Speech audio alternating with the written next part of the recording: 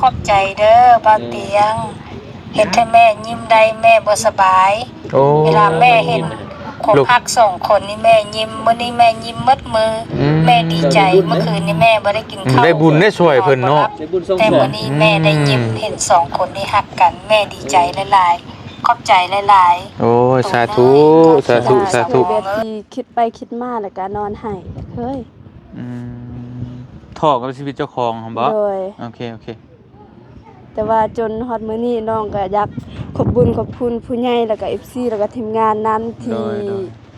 ที่พาชีวิตของน้องจนฮอดมาได้มื้อนี้แล้วก็ความรู้สึกมื้อนี้ก็แบบรู้สึกดีใจแล้วก็จากรอยยิ้มแต่ก่อนที่รอยยิ้มที่โศกเศร้าจนมาฮอดมื้อนี้ก็รอยยิ้มที่สดใสแล้วก็มีไปความกลับป้าเด้ออยู่ดีมีแฮงมาพี่น้องเอ้ยก็ได้ขอให้สมหวังเอากอดกันให้เบิ่งในก่อนชิมเลยพุ่นน่ะอันนี้ก็พี่น้องเอ้ยโอ้เปลืองข้าวหลายเติบไปกินข้าวเนาะ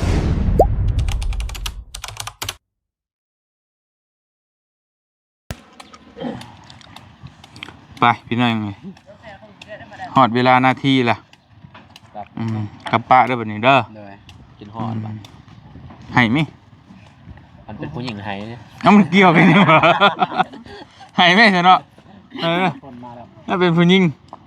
มาพอดีเลยเอ้าโปะเสะซะนะพี่น้องเนาะมาลำมาล่าทีมงานเล่าใต้ก่อนพี่น้องบ่เตียงสิกลับมาเกี่ยวข้าวก่อนอย่าลืมเด้ลืมหยังอีกบัดนี้ข้าวลงมาสีข้าวลงมาโอ้อย่าลืมสีข้าวลงมาถ้าว่าเอ้าแม่นมันจะมีขอแม่อยู่ถ้ามีมาวันนี้มีข่าวดีเนาะถ้ามีข่าวดีเอามาวิทย์หันบ่ได้หมดแหละเบิดแล้วอย่ามาฝากอยู่แต่ก่อนเนาะพูละปั้นอิ่มบ่ปั้น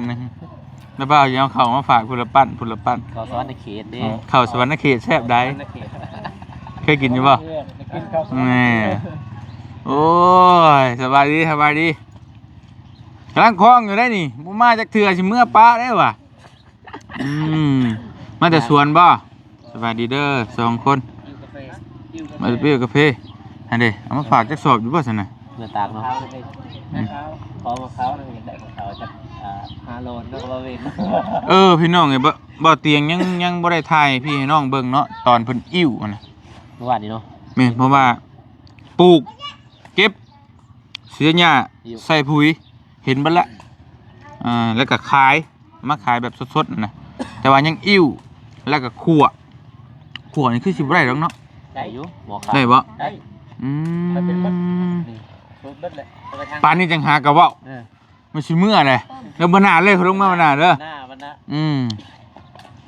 จะเฮ็ดให้แบบอันน่ะกินเลยโอเคมีบ่เนี่ยอันนั้นเลยมีพกพี่น้องก็อยากให้พี่น้องเห็นแบบว่าเฮาเก็บมาแล้วก็เฮาตากแล้วก็เฮามาคั่วแล้วก็แบบบดเนาะให้กินเลยนะแบบกาแฟสดๆเลยนะผมนี่เนาะผมกว่าตัวกินบาทอยู่ผมบ่ได้โอเคพี่น้องเอ้ยเนาะได้จักร้อยแล้วปีนี้เอาไม้ไปทั้งนั้นแล้วเสียงจะคอยพดนะนี่เสียจับเอาพี่น้องเนาะกะทางเมียยังไง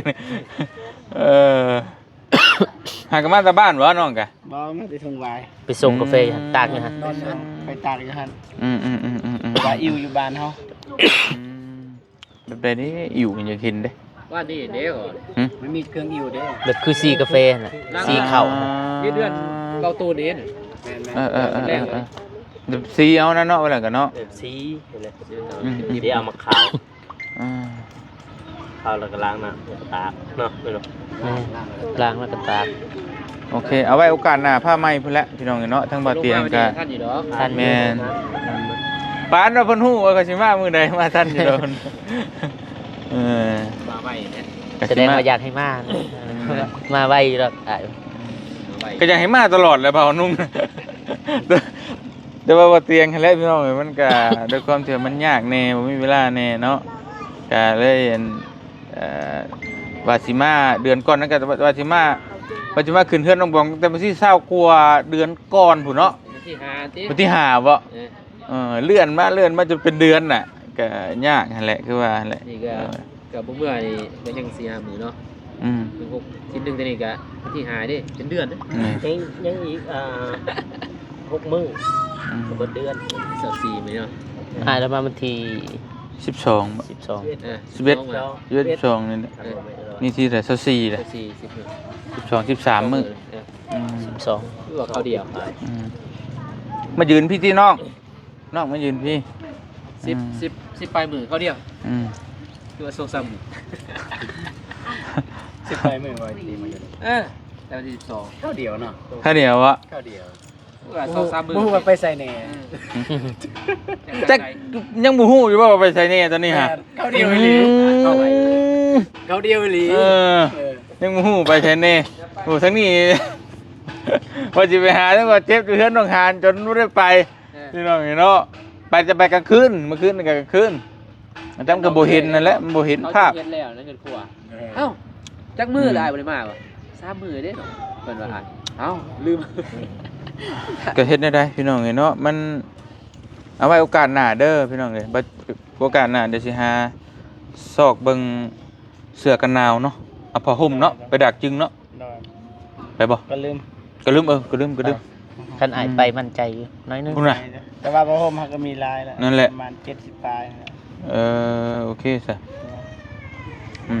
ไปก็ลืมไปแจกผ้าห่มไปบ่ ถามน้องว่า ไปใส่ไปกัน ยันว่าเพราะว่าพะวงเนาะ คิดฮอดเนาะ เฮ้ยเข้าไป โอ้ย เข้าไปประมาณคิดว่าไปน้ำ มี FC ทักมาว่า มาบอกไปบอกไอ้เตียงแน่นะ ว่า สับแม่จะไข้เจฟฟรีฝากผมเบานี้ไปให้เบาเตียง แม่เบิ่งเบาเตียง6 ปีแล้ว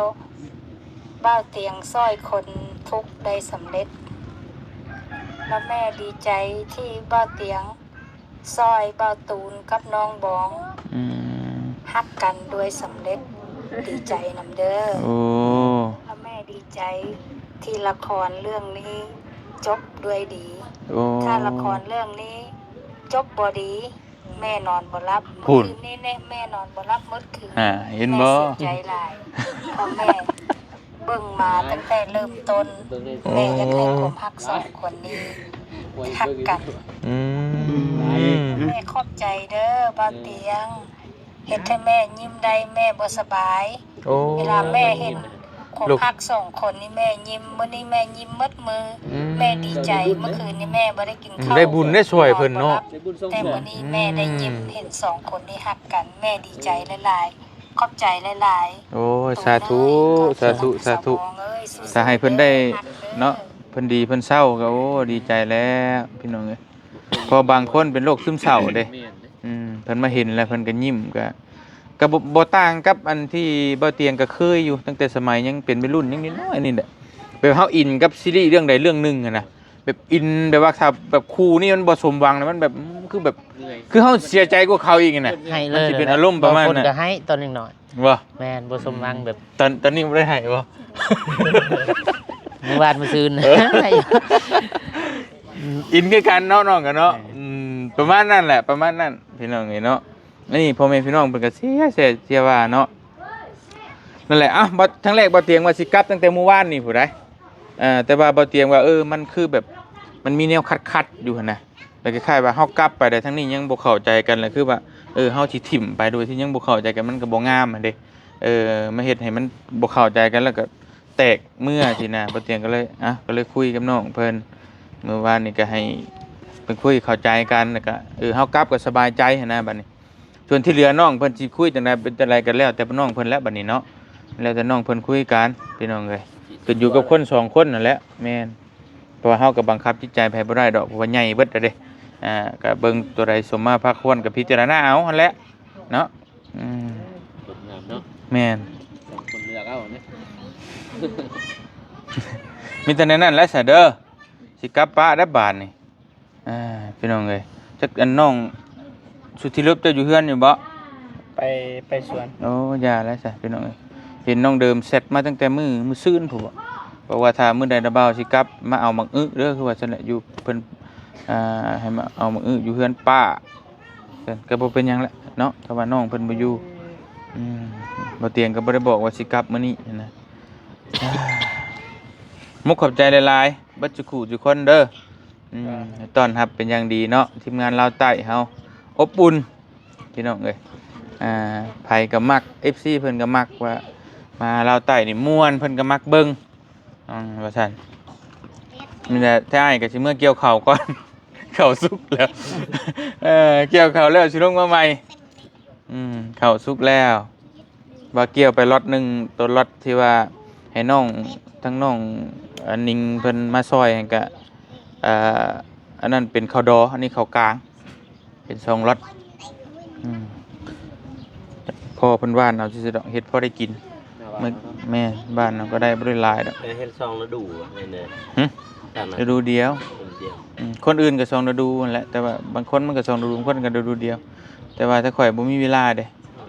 สิละมีแต่ไปก็ไปนี่ก็บ่ได้อยากให้เพิ่นเฮ็ดดอกแต่ผู้เฒ่าเพิ่นบ่มักอยู่ซื่อๆนะเพิ่นก็ว่านไปว่านปะไว้ซื่อก็พอได้กินนั่นแหละปีละ100 200ประมาณนั้นปีละ100 100 200ปลายนี่แหละบ่ได้หลายดอกหลายตัวเด้อบ่ได้แต่มันบ่แพงคือกาแฟอ่ะสิโอ้ก็กาแฟเนาะได้200กระสอบเนาะป้อมสิได้เท่าไหร่วะน่ะทั้งบ้านก็บ่ฮอดได้เท่านั้น10 22กะต้นนึงอีหยังบ่ฮอดอันนั้นเข้าอ่ะนะทางนี้นี่บ่ได้มีแต่30 40ประมาณน่ะดูเดียวกันดินบ่หลายกว่าละแต่ถ้ามุ่นจักให้น่ะรวมไปหมดบ่ว่าเป็นให้ติว่าเป็นเฮกตาร์ติเฮกตาร์4-5 เฮกตาร์200หน้าน่ะ3ธงแต่ว่าเฮ็ดบ่ได้เบิดดอกเฮ็ด2ธงมันบ่ไหวน่ะธงนึงน่ะให้คนอื่นเฮ็ดให้เขากินนั่นอีต้นเขาถ้าเฮ็ดเบิดน่ะก็สิได้อยู่2เกือบ300ประมาณนั้นแต่มันบ่ไหวดอกก็คือประมาณอยู่พี่แดอยู่พุ่นก็มันก็มีให้มีหน้าบางคนก็มีหน่อยมีลายมีตามนี่ไปนะหน้าก็แม่นหน้านะเอียนมีแต่หน้าคือไอ้ว่าและกัมพูไดสายตาเหย้านั่นเดียวไปนั่นซ้ำที่ว่าเห็นได้ซ้ำนั่นนะเจ้าสายตาเหย้าเท่าไหร่ก็เดียวเห็นฉะนั้นมันทงเพียงเหย้าเลยมีแต่ให้หน้าบ่มีดอกผู้พี่แบบนี้บ่มี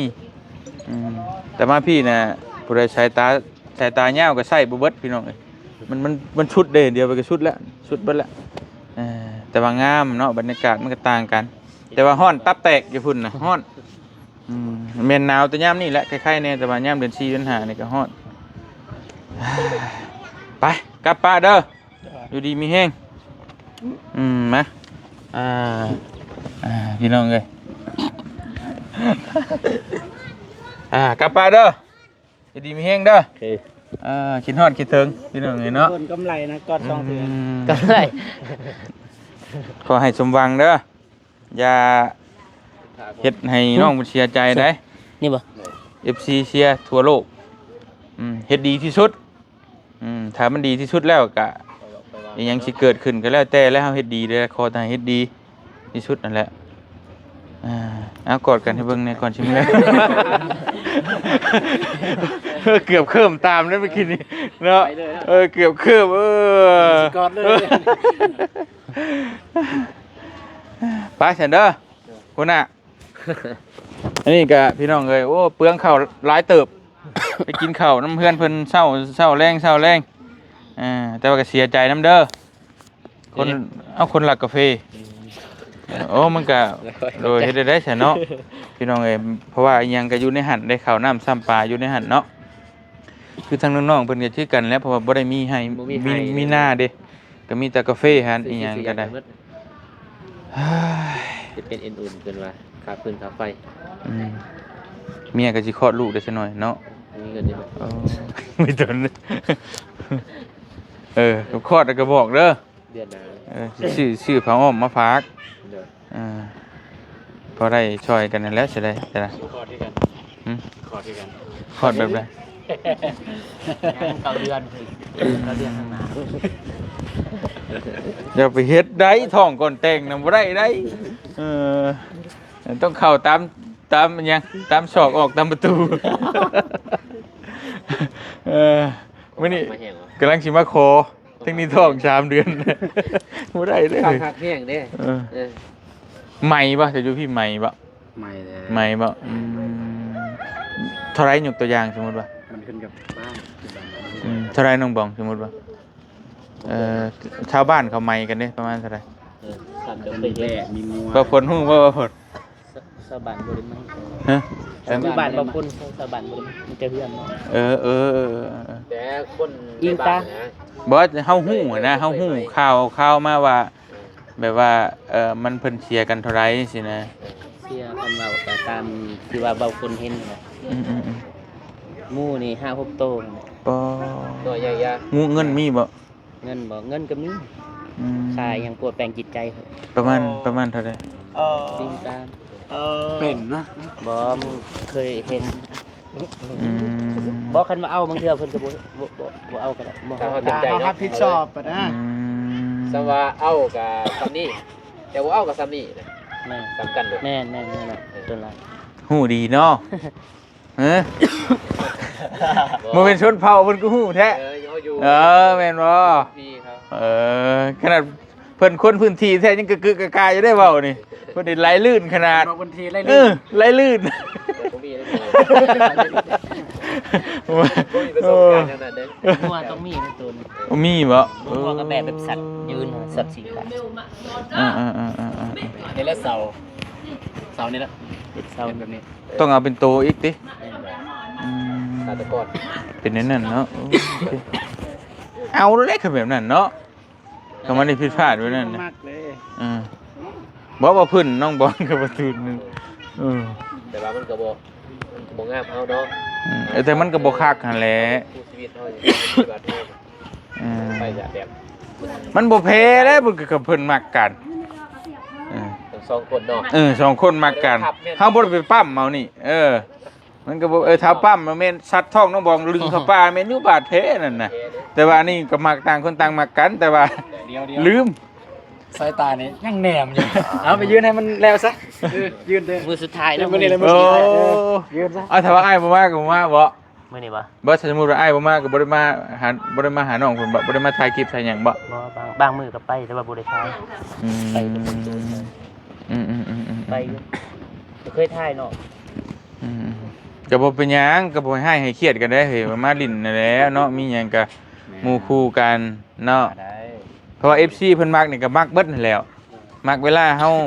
ไปตุ้มไปโฮมกันทีมงานมันม่วนซื่นเด้เพิ่นก็มักก็บ่อยากให้แตกกกแตกเหล้าแตกพายกันแหละเพิ่นก็มักเพิ่นเบิ่งแล้วเห็นบ่เพิ่นเว้าส่งมาหาบ่เจ็บไม่กินมีความสุขเฮาก็ได้บุญไปยอดเพิ่นป่วยเพิ่นก็หายป่วยนี่คือยาทางใจเนาะเห็นว่าตูน ได้ เดี๋ยว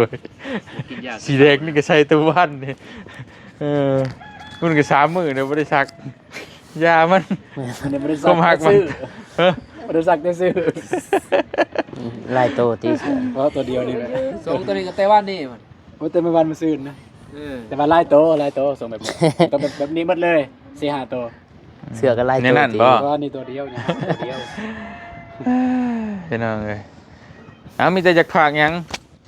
FC ลาวใต้ ฟังเลยดิ เด้ฝน ไปยืนไกล อ้าว FC เพิ่นได้ดึงมาแต่ทีมงานบ้านโคกสิตกรอบเดี๋ยวนี้น่ะลงมาลาวใต้ไปแล้วคือยินบ่เพิ่นคอมเมนต์น่ะ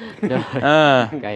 เลิกติดตามแล้วทีมงานบ้านโคกว่าลงมาลาวใต้เบิดแล้ว ก็ดีใจพี่น้องเอ้ย ทั้งพี่ม่วนกว่า เพราะว่าแรกๆก็บ่น้องซอยคือตอนนั้นก็บ่เตียงบ่ลงมากก็คือเห็นเนาะวิวก็บ่มีนะก็สำคัญก็คือทางบ่เตียงเพิ่นเนาะที่มาเกิดว่านี่แหละ ให้ทีมงานเราไต่ขึ้นมาช่วยเหลือทางนี้พี่น้องเนาะ สิให้ข่อยเอามือนำอยู่บ่ เอามือไป วิวมือนำบ่ คือตอนไหนวะ ตอนดอกขาตอน สิให้เอามืออยู่บ่วิว ตอนลงว่า นี่ให้ฝากไว้ ตอนไปเราจึงเราเตียงมานี่สิกลับแล้วพี่น้อง บ่สิฝากไว้ดอกสิฝากไว้เด้อเอาเว้าต่อคัดจังหวะ โดย อืม ก็ดีใจแหละก็บ่น้องก็บ่อยากให้เพิ่นเมื่อพี่น้องเนาะบ่แม่นว่าเว้าเรื่องวิวได้ ความดีนั่นแหละ มันดูน้ำกันแล้วผูกพันเนาะ เออ ผูกพันพี่น้องเอ้ย แต่ก็เฮาสิเป็นไปบ่ได้ลูกเมียเพิ่นเนาะกับ ก็ต้องมีพบก็ต้องมีจากหั่นแหละ แต่ว่า ที่สำคัญนะเมย์ตอนนี้นะเมย์บ่สบายนะก็ต้องได้กลับ มีแต่ว่ามื้อหน้ามื้อในเพิ่นก็มาใหม่ เดี๋ยวสิลงมาใหม่เดี๋ยวสิกลับมาใหม่อยู่ ขอบใจทาง FC แหละที่เข้ามาติดตาม แม่ ให้เนาะแล้วก็ให้กำลังใจทางทีมงานเราไต่ โด เนาะ ยสำคัญกับ ขอบใจ FC หลาย พ่อแม่พี่น้องนั่นแหละมุกขอบใจหลายๆเด้อเนาะ อันบอนี่ เอ้าไม่เห็นบ่พ้น อืม ถามแต่ละคนเพิ่น เป็น ว่าตามความรู้สึกกันแล้วเพิ่นเด็กเบิ่งอยู่ สบายดี โดยเอาเว้าโลด บางคนก็รู้สึกบกใจทางไอเตียงแล้วก็ FC เบิดทุกคน แม่ๆ ที่ว่ามาสร้างความสุขมาสร้างรอยยิ้มให้ทีมงานเราใต้เบิดทุกคน โดยเฉพาะก็แม่นไอเตียงนั่นน่ะที่ว่าเฮ็ดให้บ่ฝนมีแบบผลักดันนะแบบไอเตียงมาผลักดันแบบเฮ็ดให้อยากสู้ ๆอืม เฮ็ดให้บ่ฝนมีผู้ติด ตะ ตาม กี้บ่ได้อยากคิดบ่เฮ็ด YouTube บ่ได้อยากเฮ็ดบ่ แต่กี้บ่ แม่ บ่ได้คิดแต่กี้ แล้วก็เห็นหมู่ครูเฮ็ดกัน บ่ฮู้ส เพราะ นะ หยังเพราะหยังเด็กตั้งอยากเฮ็ด YouTube YouTube บ่ แม่ ส่องมาเฮา หลั ก็ ก ซอยเรือนะ อืม เคยซอยเรือนะแต่ว่าทาง มัก แม่น มักด้านนี้บ่ แม่นซอยเรือ เออ มักซอยเรือคือกัน มักช่วยเหลือสังคม เรือ อ่าๆ แล้วก็จุดเริ่มต้นที่ว่าเฮ็ด YouTube ก็ของเฮาไปซอยเรือนะแต่ละมื้อไปกับเบาเจ็บบ่ตูนแน่นะ อืม เพิ่นก็เลยชวน ทางทีมงาน แม่น บ่เจ็บบ่ตูนในชวนอื แม่น โอเค แล้วว่าเจ้าเฮ็ดนี่จะเฮ็ดความดีนี่หั่นคันว่าเฮ็ดคือพวกอายนี่ถ่ายคลิปหั่น อืม คือสิไปได้อยู่แล้วว่า อืม เอ้าบ่ฝนก็รอ ก็ลองเบิ่งโอเคตอนนี้คนติดตามเท่าไหร่แล้ว 2,500บ่ ผ่านเบิดแล้วหรือว่ากด เก็บเรียนแล้ว เก็บเหรียญ เก็บเหรียญ วาง โอเค ซื้ โอ้ ใส่นะ ดีใจน้ำ เดือนหน้าได้เงินเลี้ยง โอเค เริ่มแล้วฮะมีแต่สู้ต่อไปเด้อ มีอย่างกะสิ่งสำคัญคือไอ้เว้าแล้วว่าบ่ให้แตกกกแตกเหล้าแตกกลุ่มกันเฮามีหยังก็สามัคคีปรึกษากัน ไปทางใดก็มื้อนี้สิไป บ้านนั่นบ้านนี้ก็ไปน้ำกันหรือว่าไปลิ้นหรือไปเก็บกาแฟก็ไปเบิ่งน้ำกันช่วยน้ำกันนี่สินะฮะมันก็สิเป็นการดีเนาะแตกพลุผุพาวไปแล้วก็มันก็บ่เป็นอันเพิ่นเบิ่งมันก็คือว่ามันบ่สามัคคีกันนั่นแหละประมาณนั้น สวยเรือเนาะ แม่นเพิ่นอยากเบิ่งมันก็คือว่ามันบ่อยากคักปานใดหั้นนะประมาณนั้นก็ดีแล้วแหละก็ค่อยเป็นค่อยไปเพราะว่าผลเราก็พื้นฐานก็ดีพี่น้องเนาะพื้นฐานคือเราเคยซอยคนมาก่อนเนาะเคยซอยคนมาก่อนแล้วก็เคยซอยเหลือสังคมมาก่อนน่ะก็คือเฮ็ดด้วยใจอยู่แล้วนะมันก็ง่ายบ่ยากดอกเนาะเอ้าประตูซึ่งแท้ ที่มันหาอยู่ท่านมาอยู่ โอ้จักสิว่าจักได้เนาะคุมซึกก็ได้ ตายเลย บ่ให้เว้าได้ว่าหน้าน้องบองลอยมาเต็มหน้าน่ะฮู้แล้วอันนั้นบ่ต้องเว้า เฮ็ดเลยต้องเว้าทีหลังเท่านั้นน่ะก็ เว้าตามที่ความรู้สึกน้องนั่นแหละเฮารู้สึกไปได้ก็เว้ารอดบ่เป็นหยัง โดย บ่มีผิดมีถูก ตัว ดอก อื่นนี่ก็คือกันกับทีมงานนั่นแหละ อืม ตัวอื่นแต่ว่าสำคัญที่สุดบ่ตูนอยากเว้าก็คือ ถ้าบ่ตูนเฮ็ดผิดพลาดประการใด แบบวาจาใดการแสดงกิริยาท่าทางใดบ่ถูกบ่ต้องก็ขอโทษขออภัยในเวลานํ FC แล้วว่าผู้ใหญ่ใจบุญทุกท่าน ที่ติดตามผสมทีมงานลาวใต้หรือว่าติดตามบ่ตูนเพราะว่าบ่ตูนเองก็สิว่าก็บ่ได้เฮ็ดดน YouTube หาก็เฮ็ดใหม่ๆคือกัน อันใดที่เฮ็ดผิดพลาดก็ถือว่าเป็นบทเรียนที่สำคัญที่สุดก็ทำมันสำคัญที่สุดเท่านี้แหละ โอเค เด้อ เอา โอ้ยจักสิ เว้าหยังคือเว้าหยังก็คือไปเฮ็ดผิดหยังมาจักอย่างนี่เนาะเออได้ไปเท่ากูบ่กูเว้าผิดแล้วอกหักเลยนี่ก็ได้ อกหักแล้ววันนี้ ชาวแจ้วพัวปะก็บาปเด้ ลืมไปแล้ว อ่ะ ทางเบาโกเองกับมีหยังเนาะกะก่อนอื่นกะขอบใจทั้งเบาเตียง โด นั่น ย แหละ โดย กะทีมงานเบานุ่ง โดย เบาตูน โดย แล้วก็เบาเจ็บที่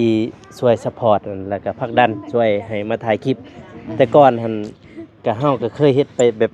ไปถ่ายนะแถวชนบทตะกี้เคยถ่ายคลิปก็เฮ็ดลิ้นๆไปนี่แหละบัดนี้มาเจอทางมันแบบว่าไลฟ์นะ เคยเฮ็ดก่อนก็เพิ่นแหละแต่ปี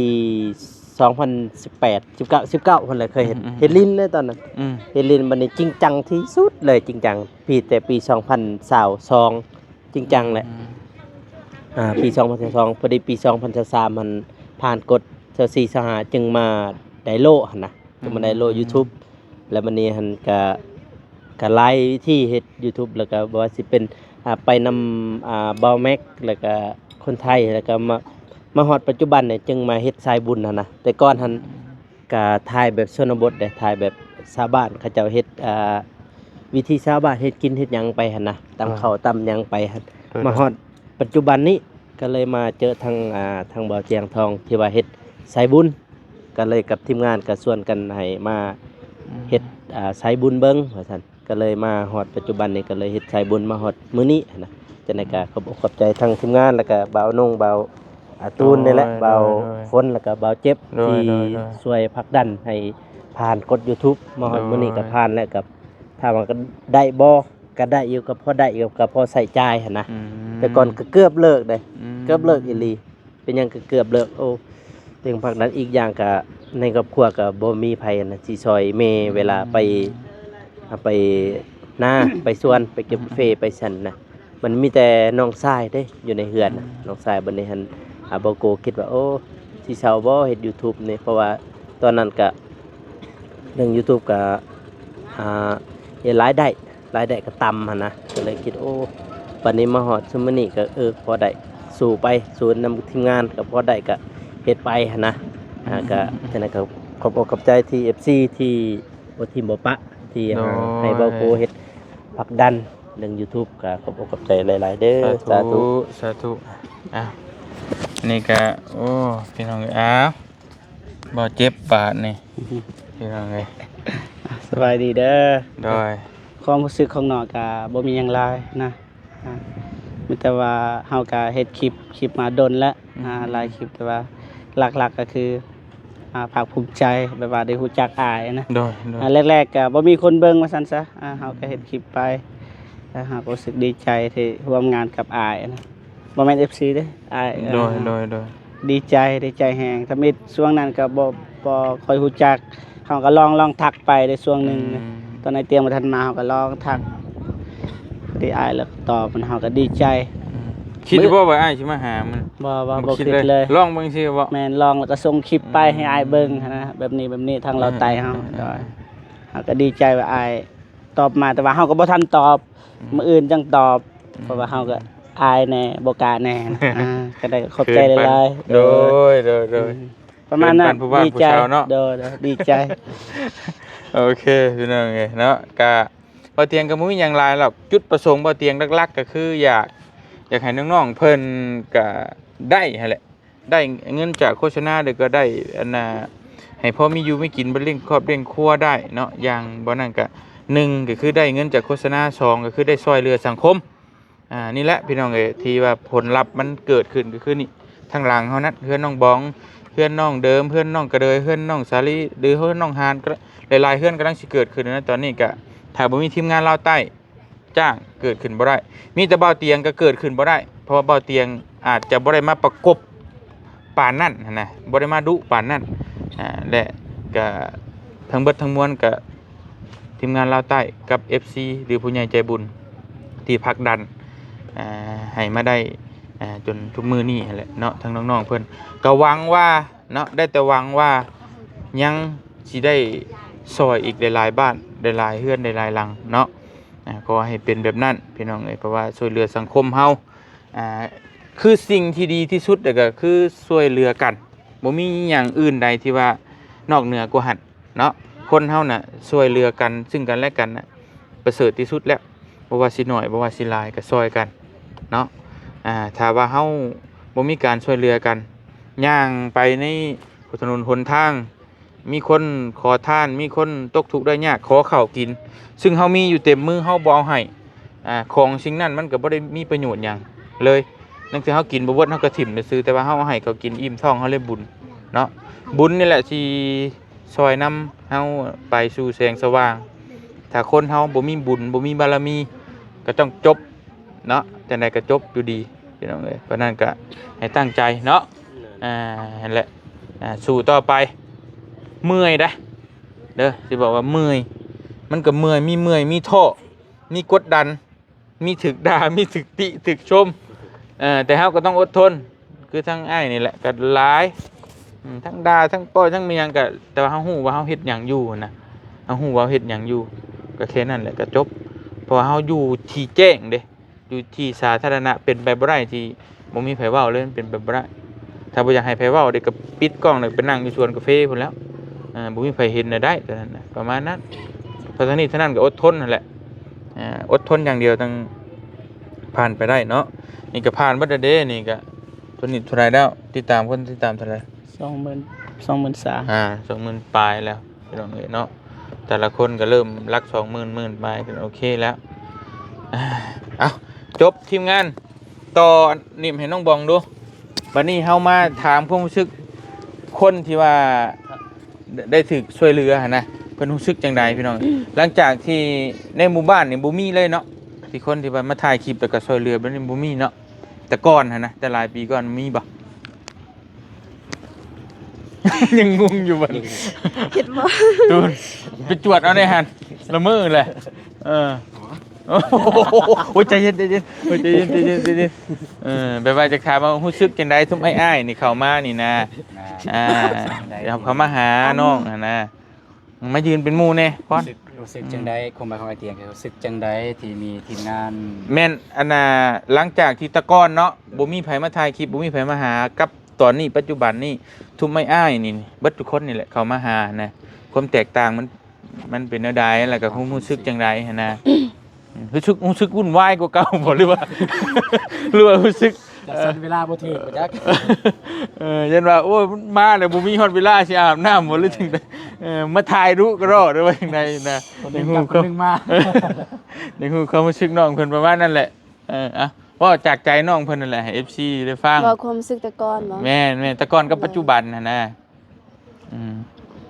คือว่าความรู้สึกแต่ก่อนน้องก็แบบรู้สึกแบบมีความทุกข์นั่นแหละความทุกข์ในใจหลายแล้วก็เคยคิดกับว่าสิเฮ็ดจังไดเด้กับพ่อแม่นี่เฮาแต่ว่าน้องก็ใหญ่มาส่ำนี้แต่ว่ายังบ่มีเฮ็ดให้พ่อแม่ภาคภูมิใจแล้วก็ให้อ้ายเอื้อยได้มีความสุขไปเบิ่งครอบครัวผู้อื่นก็มีแล้วแต่ก็เคยแบบที่คิดไปคิดมาแล้วก็นอนไห้เคยท้อกับชีวิตเจ้าของหั่นบ่โดยโอเคแต่ว่าจนฮอดมื้อนี้น้องก็อยากขอบคุณผู้ใหญ่แล้วก็ FC แล้วก็ทีมงานนั้นที่พาชีวิตของน้องจนฮอดมาได้มื้อนี้แล้วก็ความรู้สึกมื้อนี้ก็แบบรู้สึกดีใจแล้วก็จากรอยยิ้มแต่ก่อนที่รอยยิ้มที่โศกเศร้าจนมาฮอดมื้อนี้ก็รอยยิ้มที่สดใสแล้วก็มีความสุขหลายโอเคก็คือว่าไงก็แตกต่างหลายเนาะแล้วก็แต่ก่อนน่ะก็มีความทุกข์แล้วก็ถึงที่ยิ้มอยู่แต่ว่าใจมีความทุกข์แต่ว่าในใจก็ยังทุกข์คือเก่าโอเคมันบ่ได้ยิ้มออกมาจากใจเนาะโดยแต่ปัจจุบันนี่ก็คือสิ่งที่ว่าน้องกังวลแต่ก่อนน่ะคือว่ามันก็โอเคขึ้นแล้วแม่นบ่แต่ก่อนอาจจะอยู่เฮือนที่ว่ามันอาจจะบ่ซ้ำหมู่ว่าตามตรงเนาะเฮือนหลังน้อยกว่าหมู่แล้วเฮาก็รู้สึกว่ามีปมด้อยในใจมันคือบ่คือหมู่อหยังประมาณนี้เนาะแล้วพอปัจจุบันนี่ก็เฮ็ดให้สบายใจขึ้นมาระดับนึงประมาณนั้นบ่โอเคเอาซั่นเนาะมีแต่ว่าสิ่งสำคัญก็จะอ้ายอยากเพิ่มเติมนิดนึงก็อยากให้รักษาความดีไว้เด้อรักษาคำเว้าวาจาเฮาไว้นะอ้ายอยากบอกว่า เฮาเคยเว้าแบบใดเฮาเคยเฮ็ดแบบใดก็ให้เป็นแบบนั้นเพราะว่ามันมีบางคนพี่น้องใส่เข้ามาบางคนแหละแต่ก่อนทุกข์ยากคือถ้าให้ไปซอยได้คือว่าได้ดิบได้ดีเลยก็ว่าได้ซอยกว่าน้องก็หลายได้ทั้งซื้อดินซื้อรถซื้อล่างซื้อเฮ็ดเฮือนให้เฮือนก็เฮือนดินเฮือนกอแบบนั้นประมาณนั้นแหละสีเขียวเบิดถึง 4-5 แสนบาทเบิดเป็นตื้อๆพุ่นแล้ววันนี้แหละคล้ายๆว่ามันบ่คือเก่าแต่ก่อนมีแต่ว่าคำเว้าคำจาดีเนียบเบิดหั่นน่ะแต่เวลานี้คำเว้าเปลี่ยนไปแล้วก็บ่อยากสนบ่อยากแค่คนหั่นนะคำเว้าก็เปลี่ยนไปอ้ายบ่อยากให้เป็นแบบนั้นเด้อเฮาเป็นแบบใดเฮาก็เป็นแบบเก่าเพราะว่าเฮาเกิดได้เฮาก็รับได้เพราะว่าผู้เพิ่นซอยเฮากับเพิ่นฉลาดเพิ่นอยากซอยคนดีเพิ่นบ่อยากซอยคนที่บ่ดีหั่นนะบ่อยากซอยคนเห็นแก่ได้เฮาเคยแบบใดเฮาก็เฮ็ดแบบนั้นนั่นแหละบ่มีไผที่บ่มักคนเว้าบ่ม่วนแม่นบ่ล่ะบ่มีไผที่บ่มักคนเว้าบ่ดีเฮาเพราะฉะนั้นเฮาก็บ่เว้าคำหยาบบ่เว้าคำแนวบ่ดีเว้าคำแนวบ่ม่วนให้พี่ให้น้องได้ยินแบบใดเฮาก็ถึงสิเมื่อยปานใดเฮาก็อดเอาเนี่ยคืออ้ายนี่คือกันตั้งเทื่อเมื่อยตั้งเทื่อเป็นไข้ตั้งเทื่อมันก็เมื่อยได้น้องเอ้ยเว้าคู่มื้อนี่เว้าเบิดมื้อนี่แวะจังเทื่อก็เมื่อยมันก็มีอารมณ์เสียแน่แหละแต่เฮาก็ต้องอดทนหั่นนะเพราะว่าเฮาอยู่ที่สาธารณะแล้วคนเบิ่งทั่วโลกเฮาสิเอาแต่ใจแบบวุดวัดมันหยังมันก็บ่ได้เด้เฮาก็ต้องอดนั่นแหละสิ่งสำคัญก็อดทนนี่สิ่งสำคัญที่สุดเนาะเอาผู้สุดท้ายน้องเพิ่น เบิ่งว่าของดูสาวนครหลวงว่าลงเบิ่งน้อยหนึงก็ได้น้อยหนึงก็ได้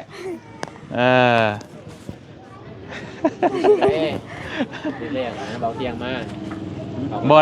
บ่เว้าข่อยแหละเว้าเบิดทุกคนนี่แหละน้ำกันนี่แหละรู้สึกจังได๋ถ้าให้มาหาแบบว่ามาไปสิแหละอบอุ่นอยู่บ่หรือว่าจังได๋เพราะว่าน้องเพิ่นก็ตอนนี้ก็แน่ๆแหละเพราะว่าน้องเพิ่นก็ยังบ่ได้รับการช่วยเหลือที่ว่าอีหยังเป็นรูปธรรมเนาะแบบว่าสำน้องบองหั่นน่ะเพราะว่าเฮาก็หาก็ได้ถ่ายคลิปน้องเพิ่น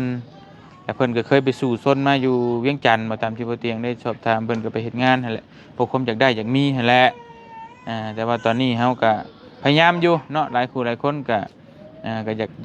ยากให้น้องเพิ่นก็อย่างน้อยก็ได้เฮือนได้ซ่านคือน้องบองหั่นนะเพราะเฮือนน้องเพิ่นก็พูดอยู่พุ่นแหละพี่น้องเอ้ยก็ซ้ำกันคือเฮือนน้องบองแตะก้อนนั่นแหละเพิ่นก็ดุมันก็อยากได้อยากมีคือกันนั่นแหละประมาณแบบเดียวก็น้องบองเลยอยากให้แม่พ่อแม่ได้อยู่สุขสบายน่ะความฝันแต่มันก็บ่ง่ายเนาะคนหนึงไปเฮ็ดงานเพื่อสิได้เฮือนได้ซ่านบ่ง่ายเด้เอ้าถามความรู้สึกน้องเพิ่น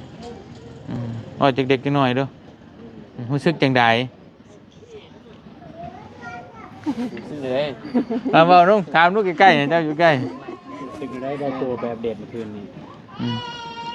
จะรู้สึกดีใจนะที่ได้รู้จักกับทีมงานทุกคนเนาะ ซี่ กับ FC ทุกคนผู้ใหญ่ใจบุญ เห็นสื่อเก่าสื่อหนังนี้ผมก็เห็นมองใจเพิ่น ดีใจอยู่บ่ ดีใจ ให้นะ ดีใจบ่หรือวุ่นวาย บางคนก็มีได้เนาะเพิ่นบ่อยากให้แบบวุ่นวายกลางค่ำกลางคืนก็จักอีหยังกันที่อาบน้ำกินข้าวก็ไปถ่ายคลิปอยู่ มันก็มีเด้พี่น้องเอ้ยหอบสินเล่นก็มีได้บางคน เอากำลังสิอาบน้ำอยู่มาคัดจังหวะเนาะประมาณนั้นเอาเว้าเลยเนาะเว้าเลยบ่ได้รำคาญติซึ่งอ้ายไปหาบ่ได้รำคาญติ ไปให้ปลากาแฟ ใจบ่ในก็เว้า ก็ดีใจแหละที่ได้รู้จักน้ำปักอ้ายนะ น้องเพิ่นก็เป็นคนเว้าบ่ค่อยเก่งปานใดเนาะแต่ว่ายังอยากกึกๆกักๆอยู่บ่เป็นหยังเดี๋ยวก็เก่งเอง ก็ได้เป็นยัง น้องก็เดยให้เด็กบ่เตียงไปหาไม้ผู้เล่นเขาชวนกาแฟผู้ญาติเลยโอ้ยเล่นไปเลยพี่น้องเอ้ยนี่ก็คือกันนั่นแหละเนาะป้าชันเดอร์เดี๋ยวมันยืดมันยาวมีแต่ถ้าให้กับกลับป้าก่อนบัดนี้เพิ่นก็เว้านั่นบ่ปานใดพี่น้องอวยพรก็ยังให้น้องบอกได้มื้อนั้นบ่เป็นหยัง บอกไปก่อน มาขอบใจเด้อขอบใจเด้อขอบใจ FC บัดจุคู่ทุกคนนั่นแหละเพิ่นติดตามเพิ่นให้กำลังใจเว้าดูขอบใจเด้อ ขอบใจเด้อ FC ทุกคนที่ให้กำลังใจ โอเคเดี๋ยวค่อยเป็นค่อยไปพี่น้องเอ้ยบ่มีไผเว้าเป็นตั้งแต่แรกเด้อเนาะเฮาเฮ็ด YouTube ใหม่ก็กะคือกันแหละเราดูค่าสันเด จับมัดมือชุกเลย ได้เก่ง